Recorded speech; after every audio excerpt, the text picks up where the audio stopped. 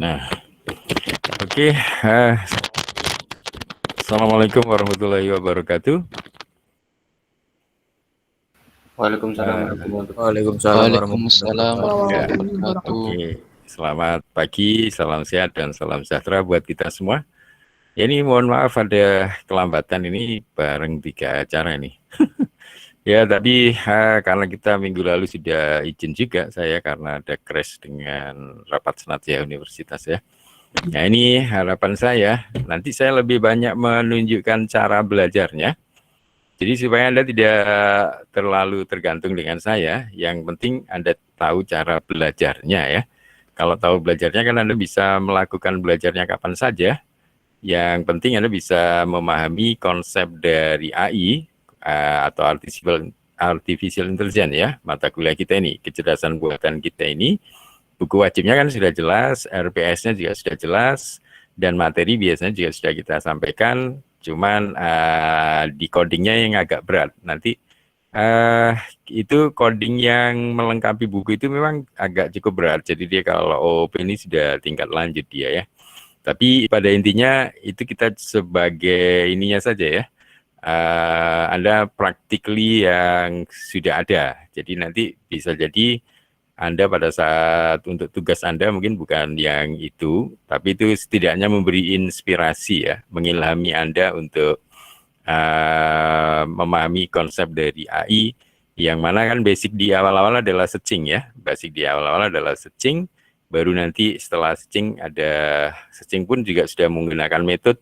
Salah satunya yang kita ada di sudah saya sampaikan di pertemuan yang sebelumnya di slide 3 slide itu dibaca saja. Itu yang terakhir kan ada genetic algorithm ya. Nah sebenarnya pada intinya itu kalau Anda sudah baca konsep-konsepnya itu atau teorinya itu dan mencoba menerapkan secara coding dari kelengkapan buku itu juga yang bisa Anda download di pertemuan kita sebelumnya. Nah kemudian Anda coba jalankan sesuai konsep pemrograman yang sudah saya ajarkan, dalam hal ini menggunakan Python, Jupyter Notebook ya. Itu saya kira Anda bisa belajar secara mandiri ya.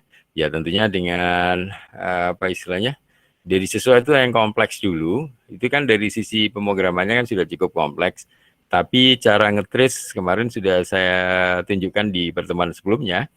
Jadi pada intinya kalau bahasa pemrograman berorientasi objek kan tergantung banyak kelas yang digunakan. Nah itu kelas itu kalau tidak diinstal itu tidak akan jalan ya. Kelas biasanya isinya juga kumpulan dari library itu juga harus ada, dan biasanya kalau tidak diberi panduan untuk install langsung dari repository itu berarti tersedia di folder ya. Jadi Anda bisa ngeceknya di folder yang sama dengan coding itu, kalau Anda teliti itu pasti ada di dalamnya.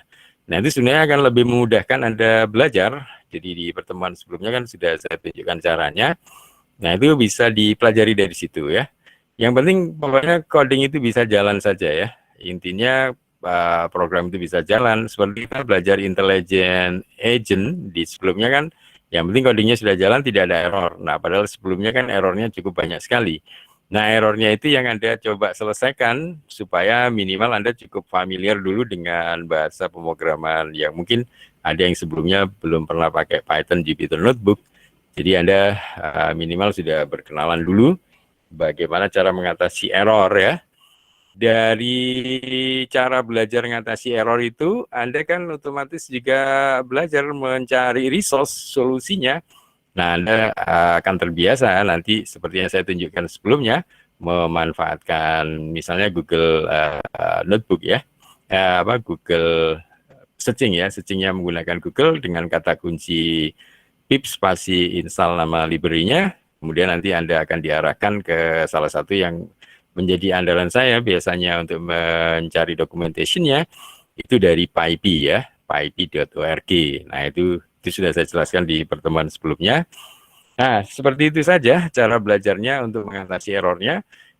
Yang penting coding itu bisa jalan dan Anda pelajari konsepnya sudah paham, ya seperti itu cara bekerjanya untuk sementara ya. Nanti untuk yang sifatnya eksploratif dengan eksperimental yang Anda ada aspek motorik yang dari Anda, Nah, itu nanti pelan-pelan saja ya, sambil di perkuliahan selanjutnya saya kira nanti Anda juga akan, kalau sudah terbiasa ngoding, mungkin bisa dari coding orang lain, nanti pelan-pelan kalau ada pada saatnya di problem-problem yang sudah by metode-nya, salah satunya di genetic algorithm, mungkin nanti ada cara bagaimana menyelesaikan menggunakan genetic algorithm untuk proses searching ya, itu di slide yang ketiga kemarin ya. Itu saya kira nanti bertahap saja, jadi Anda tidak usah terlalu bingung dengan cara belajarnya. Yang penting dicoba dulu jalan sesuai buku wajibnya, kemudian contohnya juga bisa jalan, ada error Anda coba selesaikan. Nah, itu juga sudah cara belajar. Anda menyelesaikan error itu kan juga sudah termasuk belajar ya. Nah, dari situ nanti pelan-pelan kita coba tingkatkan sedikit-sedikit, tetapi Anda tidak terbeban ya. Intinya kalau Anda terbeban akan susah untuk memahami. Jadi saya lebih suka Anda enjoy saja. Jadi Anda bisa menikmati dari sisi konsepnya, kemudian secara tidak sadar bahwa Anda ternyata nanti akan paham gitu ya. Biasanya belajar dengan senang atau belajar dengan enjoy itu nanti Anda akan lebih mudah paham ya. Nah, ini dari pengalaman saya. Tentunya kadang dari konsep teori agak susah, ternyata dari coding bisa lebih mudah. Ya. Misalnya seperti itu. Oke, jadi sebentar ini sambil saya share ininya ya. Apa yang sudah saya sampaikan dan mungkin sebagian sudah ada di grup. Itu bisa langsung dicoba. Mungkin dari teorinya kan cukup banyak itu. Mungkin sekilas saja. Nanti Anda baca secara detailnya.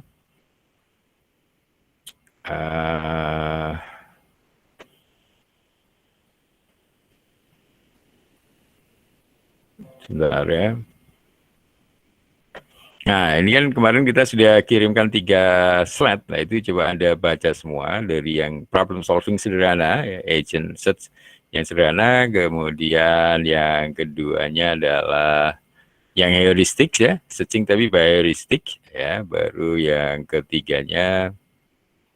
Nah, ini searching dengan optimization, ya, optimisasi. Jadi pencarian yang dioptimasi, salah satunya menggunakan genetic algorithm, ya kan? Nah, ini 3 sudah kita berikan. Nanti secara practically-nya mungkin kita secara bertahap saja. Tapi intinya sih Anda jangan sampai terbeban.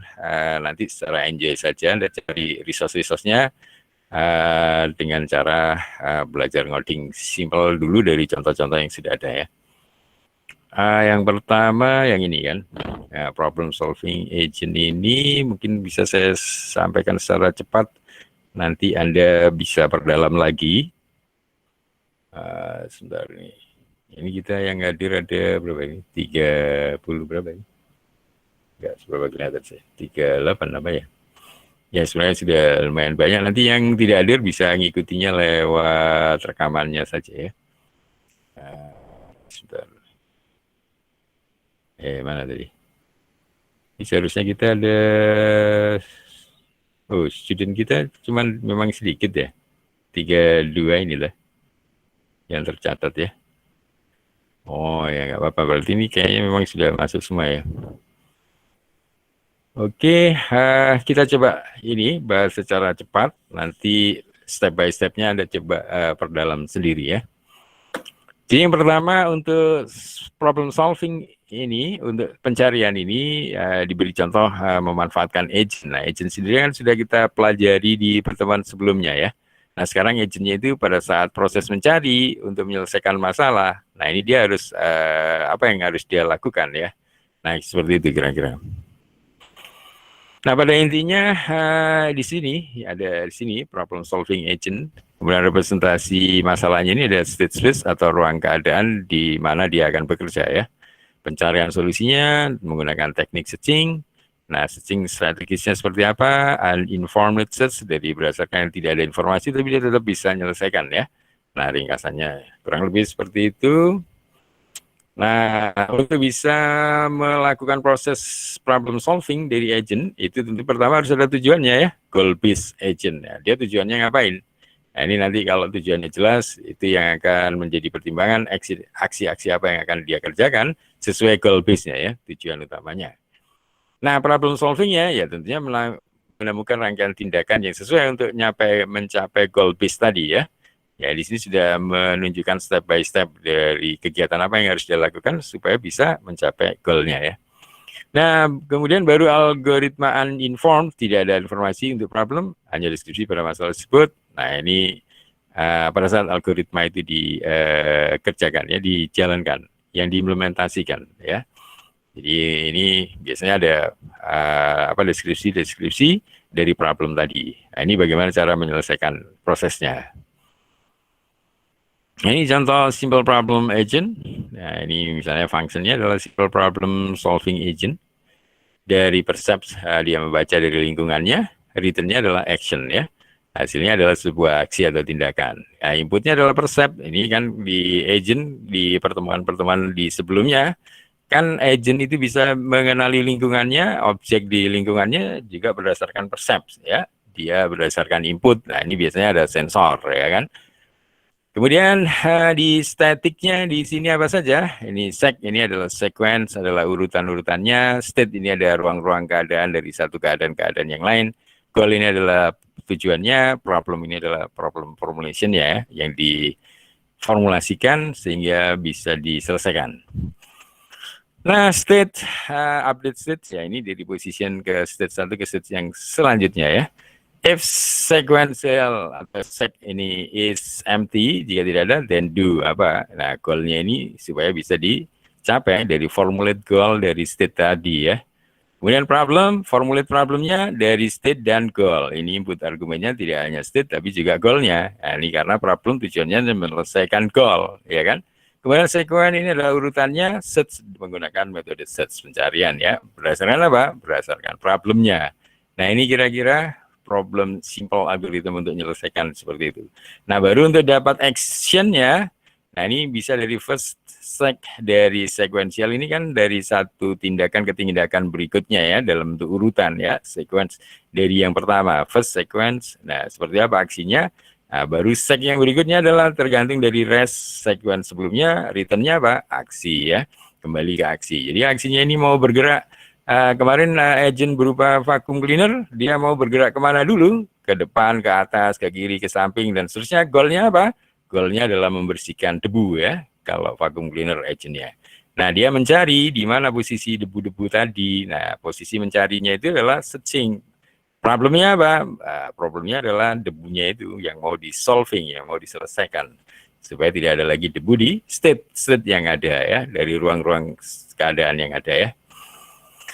Oke, kira-kira seperti itu konsep utamanya dari belajar simple problem untuk problem solving ya dari agent. Ini ngajar tidak tenang karena bareng acara ini.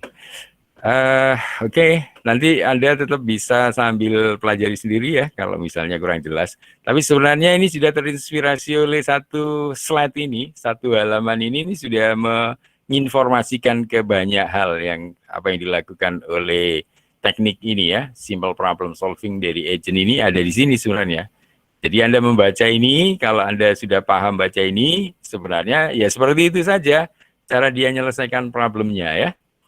Ya, jadi simple problem solving agent ini berdasarkan percept ini adalah inputnya, returnnya adalah aksi, returnnya adalah apa? Agent itu bergerak, mau kemana? Ke depan, ke belakang, ke kiri, ke kanan. Tadi ya, inputnya apa? Percept berdasarkan pembacaan sensor. Sensornya itu membaca apa? Kalau vacuum cleaner agentnya ya tentunya debu yang disensor ya. Static ini adalah scan-scannya, apa yang dimainkan di sini itu adalah sec ini action scan, urutan-urutan dari aksinya. State ini adalah ruang-ruang keadaannya. Goal ini adalah tujuannya. Problem ini problem formulation-nya ya. Bagaimana problem itu diejawantahkan atau diformulasikan ya. Nah, ini bergeraknya kan dari state, makanya state-nya perlu diupdate, update state dari state dan hasil percept-nya ya, hasil dia pembacaan sensornya. Nah, if sequential is empty, then do. Jika sudah nggak ada, kalau sudah debunya itu sudah diserap, dia kan harus pindah state ya. Nah, goal-nya apa? Ya, goal-nya kan tadi membersihkan, kalau berupa vacuum cleaner, goal-nya adalah membersihkan lantai. Formulate goal-nya ya berdasarkan state-state yang dilalui atau yang mau dibersihkan.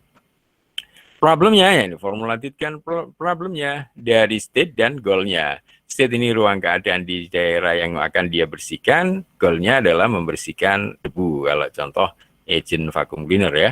Sequential adalah search problem, ya dia mencari dari permasalahannya sampai tuntas, menyelesaikan problem pembersihan lantai tadi misalnya. Actionnya apa? Ya mulai dari sekuen yang pertama, first sekuen, kemudian sekuennya ini akan jalan rest sekuen, kemudian return apa? Action ya.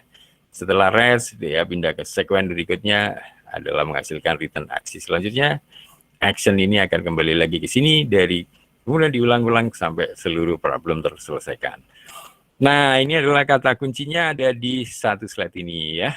Ini saya kira nanti yang selanjutnya ini sudah diwakili di situ tadi ya, mulai perumusannya ini saya kira ini penjelasan lebih detailnya saja ya.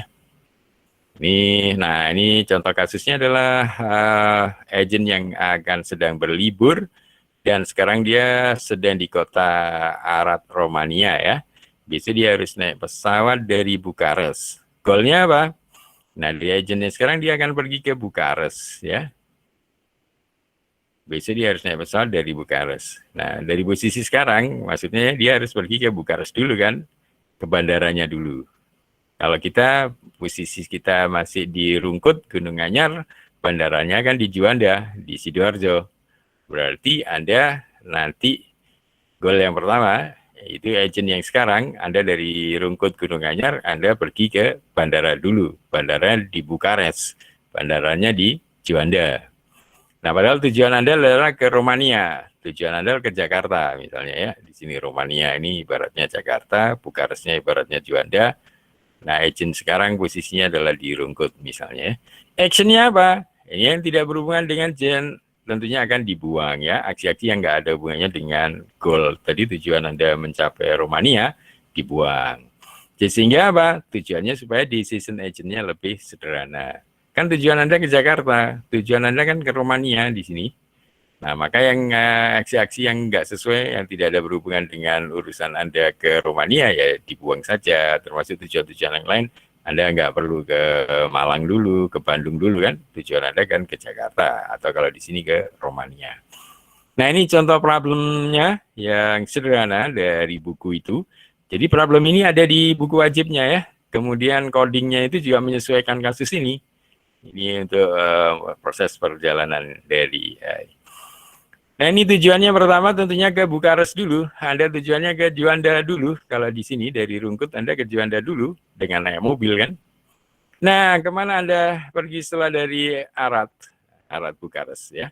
Ini di sini tentunya ada pilihan ke Sibiu, Tibus, atau Anda setelah dari Bukares atau dari Juanda ya. Karena Aradnya itu adalah sedang di kota Arad, Romania. Agent sedang berlibur dan sekarang sedang di kota Arad ya. Arad ya, posisinya sekarang berada di Arad.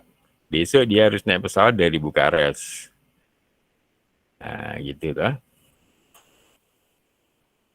Kemudian dari Arad ke Bukares dengan mobil. Kemana pergi setelah dari Arad? Ada 3 jalan, ke Sibiu, Timisoara, Serin.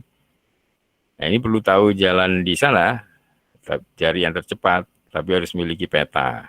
Dari informasi peta dilakukan hipotesis terhadap ketiga jalur sampai ke Bukares, sampai ke Juanda ya. Nah, di sini yang statik apa? Tidak perlu memperhatikan perubahan yang terjadi pada environment-nya. Observable ada petanya. Initial state diketahui di Arad. Aradnya ini yang Rungkut Gunung Anyarnya ini ya. Aradnya ini adalah Rungkutnya. Discrete enumeration action. Enumeration action. Aksi yang enumeration ya. Bisa dituliskan step by step-nya.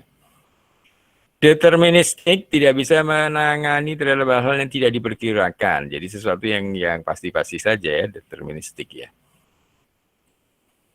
Jadi kasus Romania, ini well-defined problem agent untuk kasus Romania ini.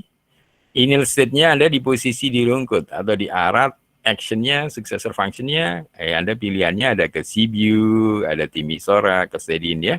Anda bisa saja dari Arat ini langsung ke Sibiu ini, kalau di sini mungkin ke Sidoarjo, mungkin Anda di sini ke Gresik, satu ke mana, Lamongan, ke ini mana ya.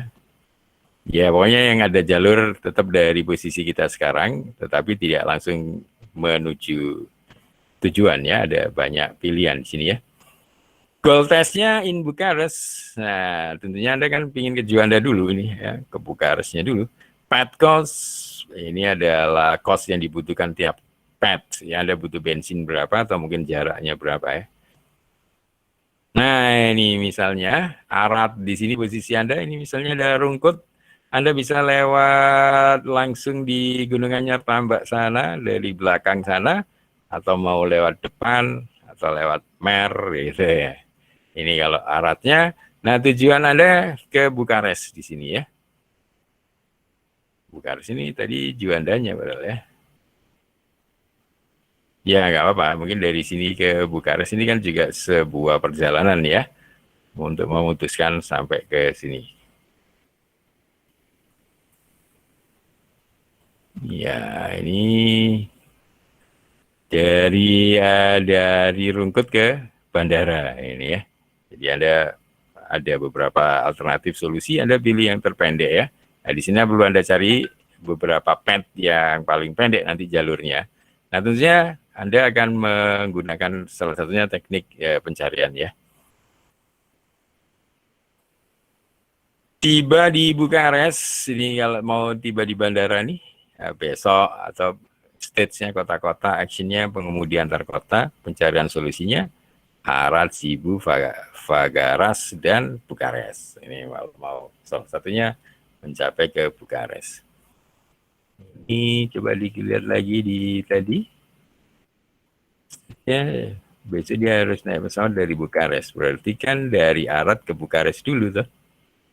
Cuma nggak disebutin setelah dari Bukares kemana. Oh ya Anda ya. Jadi agentnya berlibur. Sekarang di posisinya kan di Arad. Di Romania sana ada namanya Arad. Nah kalau dia berlibur kan harus ke bandara. Nah gitu aja sih. Jadi dari posisi yang sekarang Arad, untuk bisa berliburnya kemana nggak dijelasin ya. Cuman dia untuk bisa berlibur kan harus mencapai bandara. Nah ceritanya untuk mencapai bandara, ini ada beberapa alternatif solusi pad jalan yang harus dilalui. Nah dia harus nyari yang tercepat menuju bandara supaya tidak ketinggalan pesawat. Nah gitu saja kira-kira. Ini ya kasusnya, kemudian ini beberapa istilahnya, dan ini problem solvingnya ya, di pendefinisian dari penyelesaian problem. Ya. Nah ini patch yang sudah dalam visualisasi. Nah visualisasi ini nanti kalau Anda jalankan codingnya bisa keluar seperti ini, maka dia sudah tidak error ya. Ini nanti codingnya bisa sampai seperti ini. Ini yang tadi ya. Nah, ini perumusan tujuannya mau tiba di Bukares secepatnya, harusnya tidak harus besok ya. Perumusan masalahnya state dari kota-kota itu stage-nya. Aksinya apa? Ya perjalanan sopir untuk menjalankan mobilnya ya dari satu kota ke kota. Pencarian problemnya, pencarian solusinya ya dari rangkaian kota-kota yang dilalui, dari Arad ke Sibiu, Fagaras, baru ke Bukares.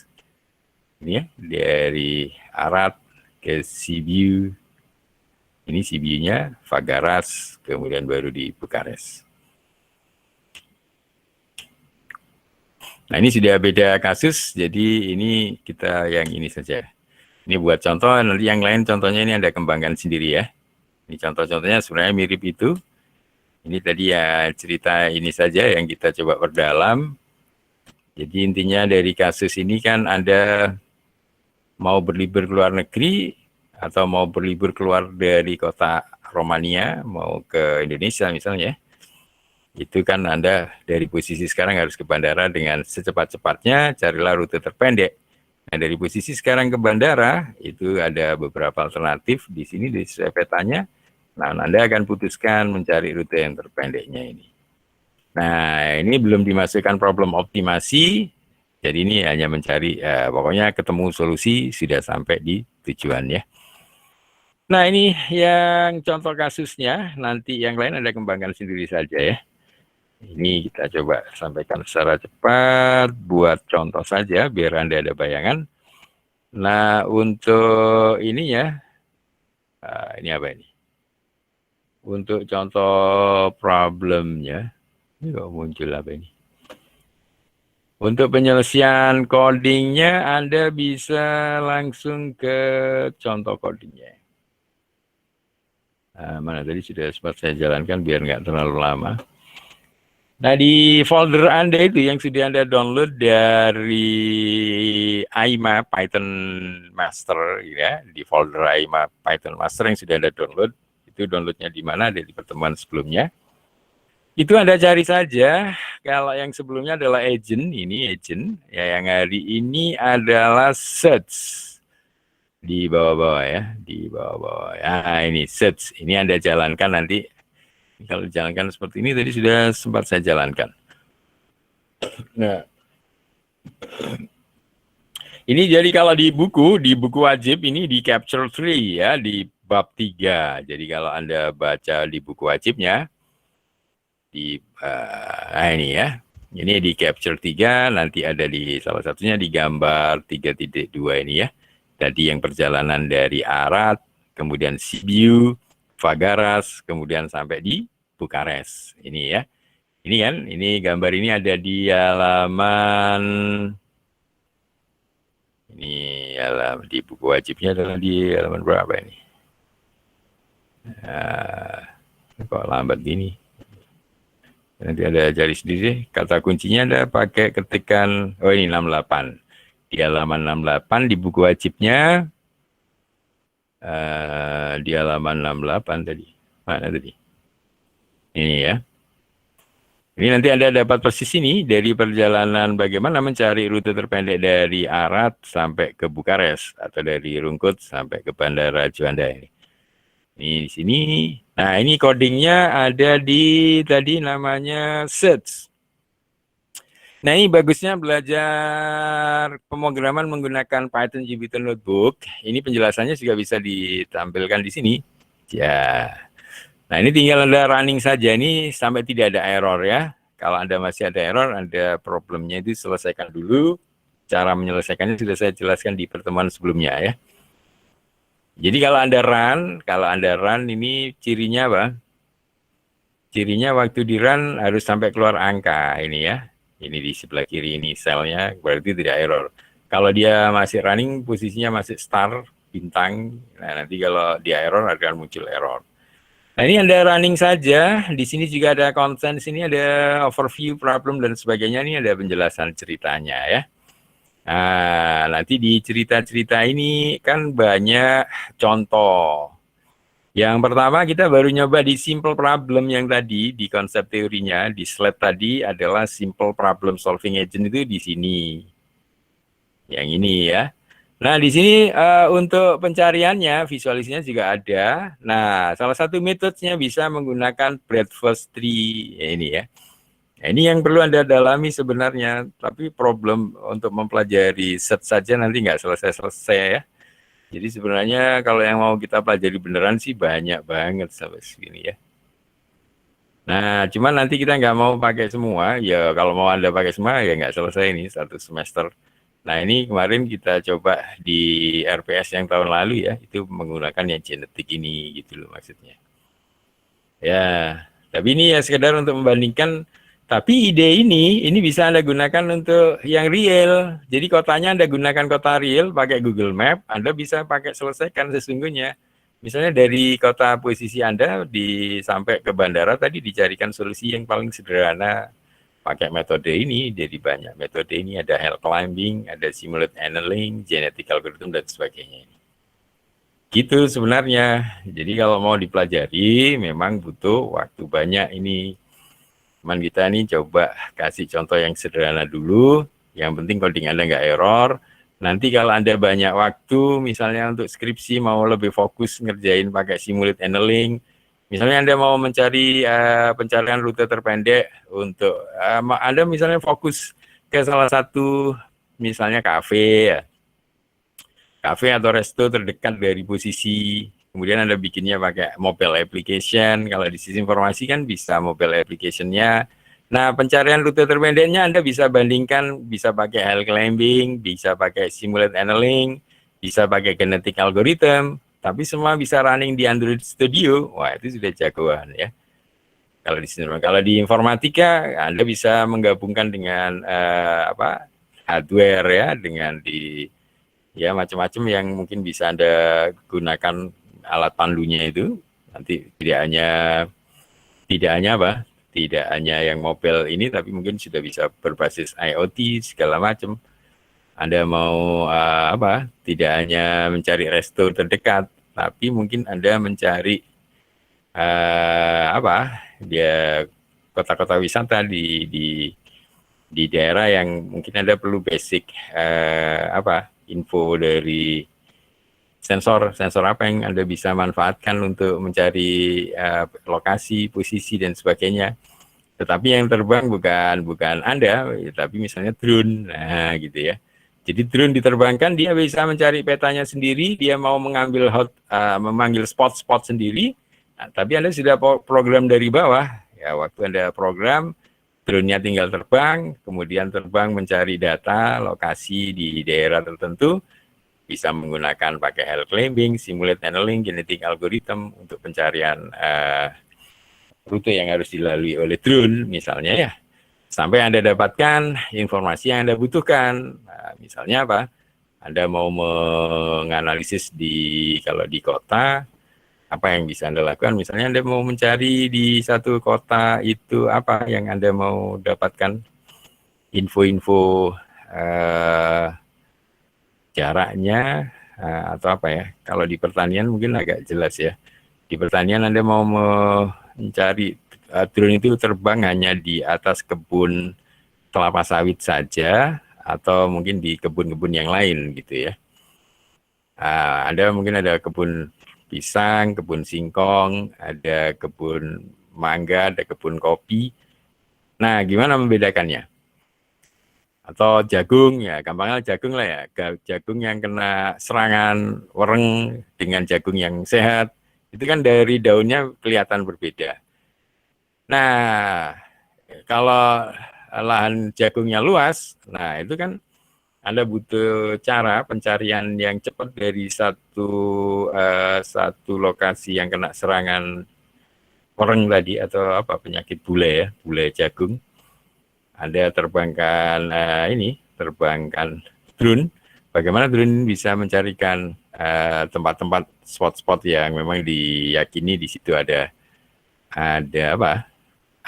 penyakitnya ya. Nah, nanti Anda bisa optimasi dengan beberapa pencarian ini ya. Dari titik-titik apa yang Anda bisa lakukan, saya kira ini pengembangannya cukup banyak. Yang cara problem sederhananya sih memang hanya mencari dari satu kota ke kota di sini ya, yang rutenya terpendek. Tapi dalam real problemnya nanti Anda bisa gunakan agent yang cerdas. Agent cerdasnya itu bisa saja berupa drone, yang drone itu bisa Anda gunakan untuk mencari sendiri, untuk mengenali untuk melihat kepadatan arus lalu lintas kan juga bisa kan drone ya. Jadi drone itu bisa terbang dari rute-rute jalan raya, dari mana ke mana sampai pulang kembali dan mendapatkan data. Nah, dia bisa menghemat waktu, itu dan seterusnya ya. Dari posisi-posisi yang ingin Anda dapatkan kepadatan lalu lintasnya. Dan lain-lain, jadi pengembangannya cukup banyak sebenarnya. Jadi basicnya sama-sama pencarian, tapi Anda bisa kembangkan. Itu tentunya tergantung ini ya, problem solving yang Anda inginkan. Nah, kembali ke yang simple ini. Yang simple ini kan hanya untuk mencari dari satu kota tadi, Arad ke Bukares ya. Ini tinggal Anda jalankan saja. Jadi codingnya ini, Anda kalau ada error berarti tinggal dicari dulu library-nya dan seterusnya. Ini kita sudah banyak yang mirip kemarin ya. Pisos ini hanya untuk menampilkan function di dalamnya. Dan seterusnya. Nah, ini sampai, ini tadi sudah saya jalankan biar cepat. Ini kalau di run nanti sampai, ini Romania map visualization-nya ini yang paling penting. Nah, disinilah lokasi-lokasi ada sequential action-nya ya, dari satu posisi ke posisi lain. Sampai mendapatkan posisi the best-nya untuk mencapai tujuan ya.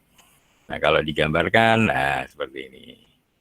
Nah, ini kalau Anda run, dia harus keluar seperti ini, tapi tidak error ya. Nah, ini kan sudah sesuai nih, dari kota Arad ini naik ke Sibu, kemudian ke Fagaras, baru sampai di Bukares, gitu ya.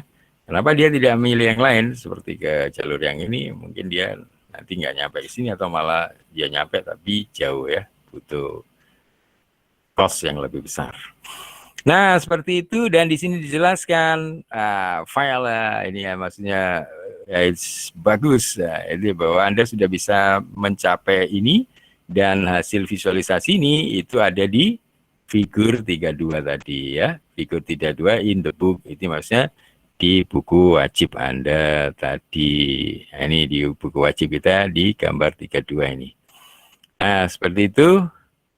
Jadi ini menurut saya cara belajarnya ya, ini saya tunjukkan satu saja untuk contoh pencarian agent ya, problem solving agent, search ya, problem solving untuk search pencarian dari agent.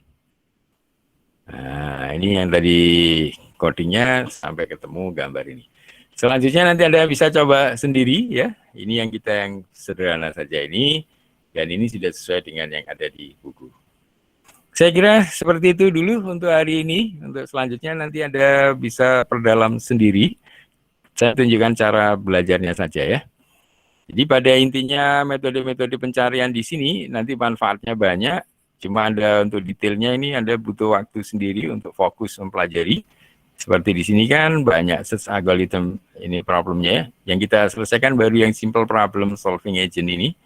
Sebenarnya masih banyak lagi, Anda bisa pakai batch first search, uniform cost search, greedy batch first, dan seterusnya sampai yang star search, high climbing, simulated. Nah, ini bisa satu semester sendiri nggak selesai kalau mau ngurus ini saja. Nah, maksud saya ini ada yang berminat nanti bisa fokus di sini. Jadi kan ini bisa kalau yang Anda berminat untuk ngambil project kecerdasan buatannya ini nanti problem solving, nah Anda bisa ngambil salah satu topik di sini untuk Anda selesaikan kasus real. Kasus realnya Anda bisa pakai Google Map. Sekarang banyak coding-coding yang bertebaran di internet yang memanfaatkan mesin-mesin pencarian ini untuk Anda selesaikan kasus real. Nanti mapnya disesuaikan dengan yang ada posisi sekarang di Surabaya misalnya, untuk mencari kota terdekatnya dengan berbagai macam pilihan, dia bisa mencari rute terpendeknya ya. Nah, kira-kira seperti itu yang bisa saya sampaikan hari ini. Mungkin ada yang mau ditanyakan.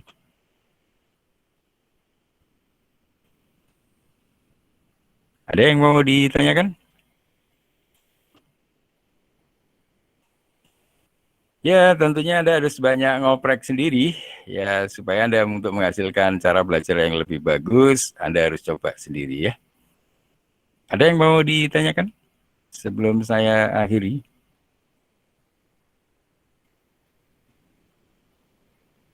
Tidak ada?